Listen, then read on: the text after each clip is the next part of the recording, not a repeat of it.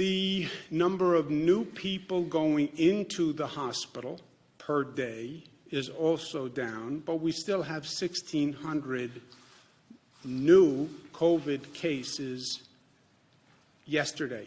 Lives lost yesterday, 778. That number is up. You look at the past few days and the number of lives lost, it's basically flat at a devastating level of pain and grief. Total number of deaths is 10,834.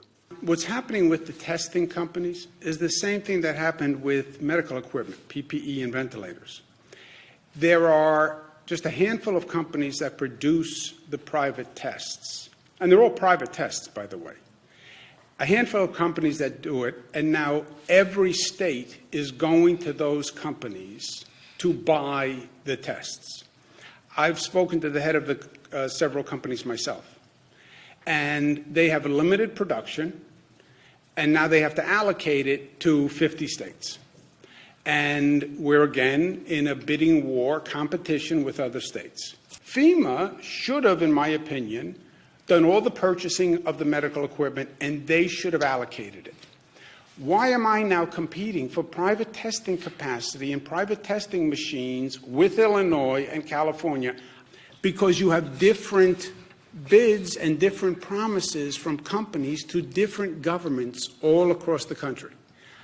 Like I bought 17,000 ventilators, and then I didn't get, we only got about 3,000, 2,500. The same thing's going to happen with the testing. Do I believe we're going to see those numbers actually produced? No, because I think the same thing is going to happen that we just went through for the past month, where those companies are going to get oversubscribed. They're then going to bid up the price, and it's going to go to the highest bidder. There are different private sector tests with different accuracy rates, and that's one of the other complications. Go buy tests. Or whose test, which test, what level of accuracy, and that, I think, it's something we have to figure out one way or the other, but I would say that's something the federal government should take. There are two types of tests, the antibody test and the diagnostic test. The antibody test, state health department has a test, and you're right, it's their limited capacity. Let's say they can do, you said 2,000 a day, so let's say 14,000 a week. What is 14,000 a week going to do for you?